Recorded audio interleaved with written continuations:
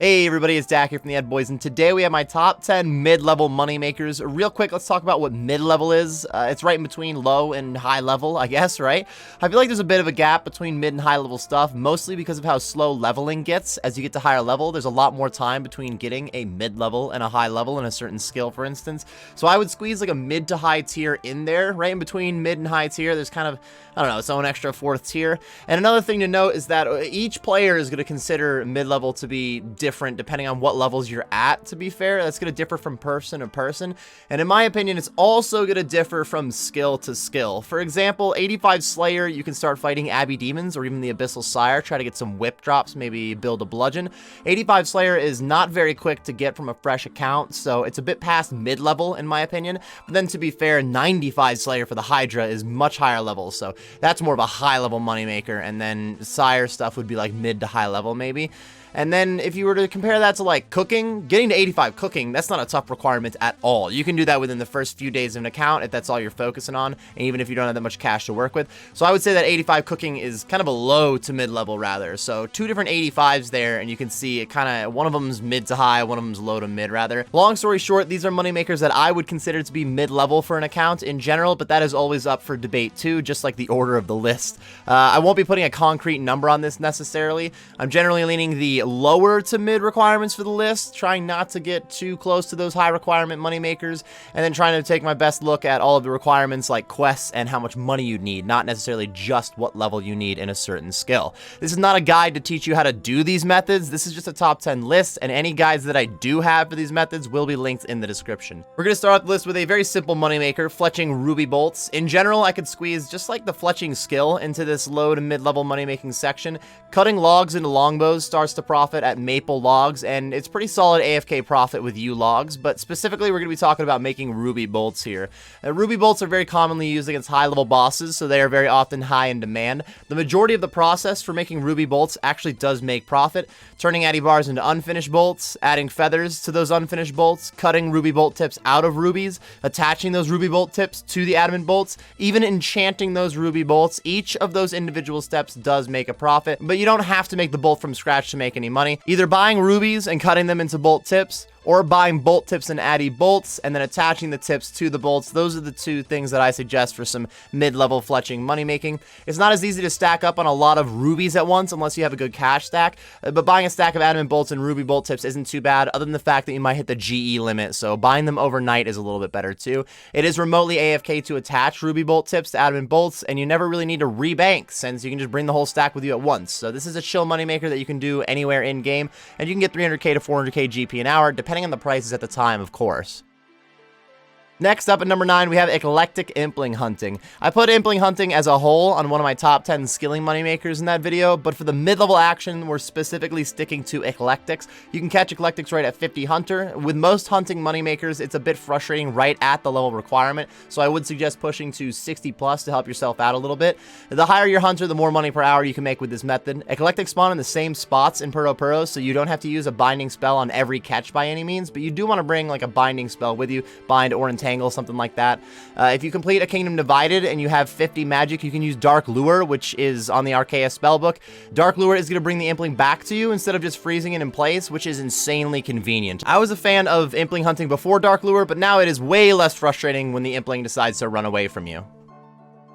Next up, we have a nice magic method with making Bones to Peaches tabs in your player-owned home. This means we have to add a construction requirement to this method too. Specifically, you need 67 construction to make a Mahogany Demon Lectern, which is where you can make the Bones to Peaches tabs.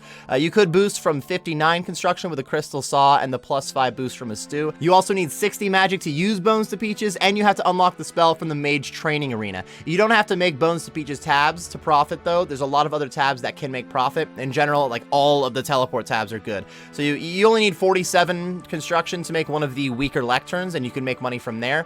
Anytime that you're making money while you're getting magic XP is always a thumbs up from me, and making tablets is also very low effort in general, and you don't need a lot of money to get it started other than maybe getting those construction levels. So altogether, it is a solid method for mid-level money making.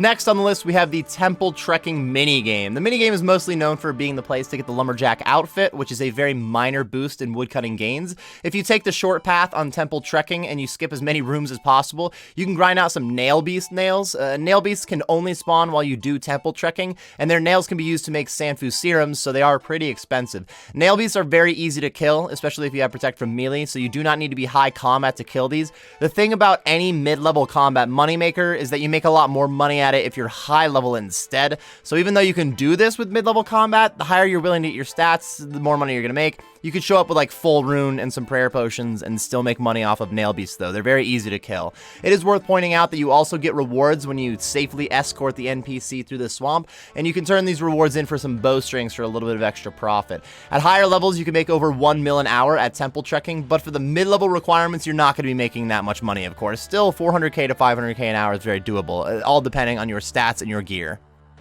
Next up at number 6 on the list, we have crafting nature runes. Making nature runes with rune crafting has been a classic moneymaker for a long time now. You can begin to make some decent profit right at 44 rune crafting, which is even easier to get nowadays with the add-on of the Guardians of the Rift moneymaker. On that note, Guardians of the Rift potentially could be on this list. I thought about just saying Guardians of the Rift, but it already made a previous list. I wanted to mix it up a little bit for things at similar requirement levels. A lot of rune crafting gains do make a lot of profit, and when you're 50 plus rune crafting, there's a few different runes that you can make, like even Cosmics are pretty good for cash, and just straight up doing Guardians of the Rift is good for money, but we are locking into nature runes at the moment. Nature runes through the Abyss can be pretty fast, but right at 44 rune crafting, you're not going to see the max speed by any means. You unlock new essence pouches at 50, 75, and 85 rune crafting. The large pouch at 50 is still like a mid-level range, but then you're pushing it a little more with 75 rune crafting. You also make double nature runes at 91 rune crafting, which is very good for profit, but clearly leaks into a high-level requirement at that point. Right at 44, you can still make solid cash for that low requirement, and you do not need very much money to get started, since pure essence is dirt cheap, and maybe you gotta spend a little bit of cash on some glories. Next on the list, we got an interesting moneymaker with growing herbs with farming. Herb runs can be very profitable, but unlike most moneymakers in the game, you can't grind out a bunch of herb runs. You can only take one herb run every 80 minutes, but it's only like 5 to 10 minutes that you do the run, and you can profit a few 100k. There are 9 herb patches in the game, but some of them have separate requirements to use, like the Mauritania Elites for the Harmony patch, or completing My Arm's Big Adventure for the Trollheim patch.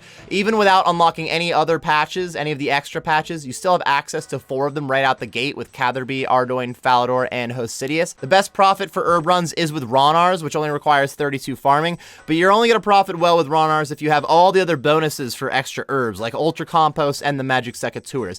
Even if you don't have those bonuses, planting Toad Flax can be very profitable if you keep at it with your herb runs. There's a lot of different things to unlock when it comes to growing herbs, though, and like how many herbs you can get per herb run, how fast they can go, too.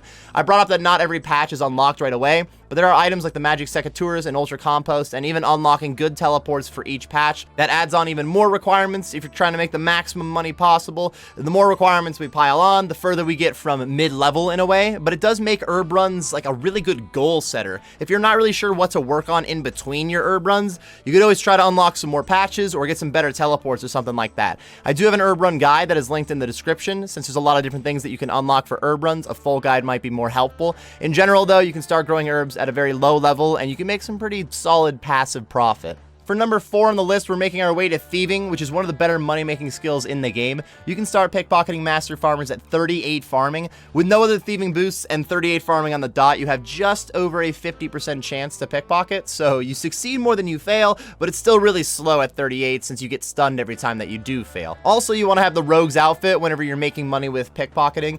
Using the full rogue's outfit guarantees that you pickpocket double loot, which is a very significant increase in profit. You do need 50 thieving and 50 agility to do the Rogue's Den, which is where you get the outfit, so that's why it's a little bit closer to a mid-level requirement.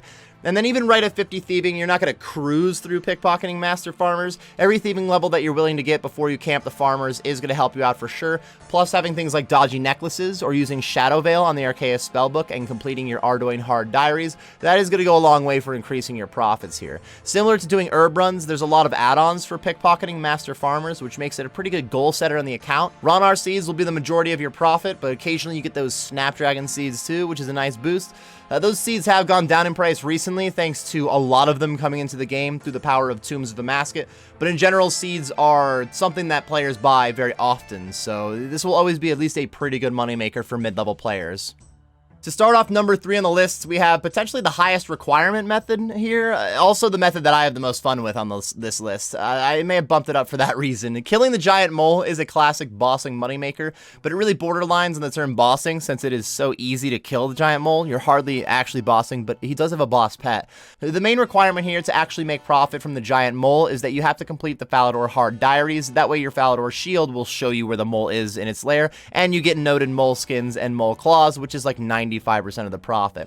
It's technically not a requirement to have those hard diaries done, but it is highly suggested. And as I've been saying with other methods, it makes for a good goal setter. If you don't know what to work on, you want to get some giant mole, and you don't have the hard Falador diaries done, well, there you go. There's your goals. The mole is very easy to kill, so you don't need high combat stats, but the higher the combat level you have, the much faster the kills are going to be. So technically, to make any good money from this, you have to be at high levels, making this a high-level moneymaker on that note.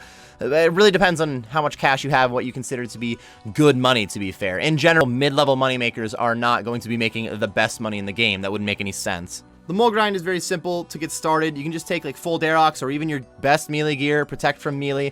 If you're interested in making money with combat, peeking into a little bit of bossing options, the giant mole is a great place to start.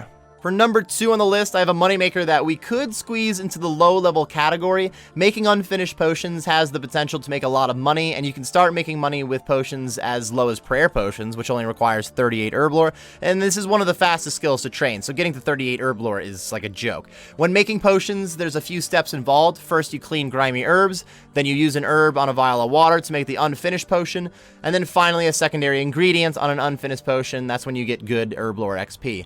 Cleaning herbs gives a little bit of XP, but making the unfinished potion doesn't give any experience, so it's best for players when they're training herb lore to just buy unfinished potions and a second ingredient and train from there. That leaves some room for us to make profit by making those unfinished potions. Heavily used potions like prayers and super restores can profit 200 or 300 coins per potion sometimes.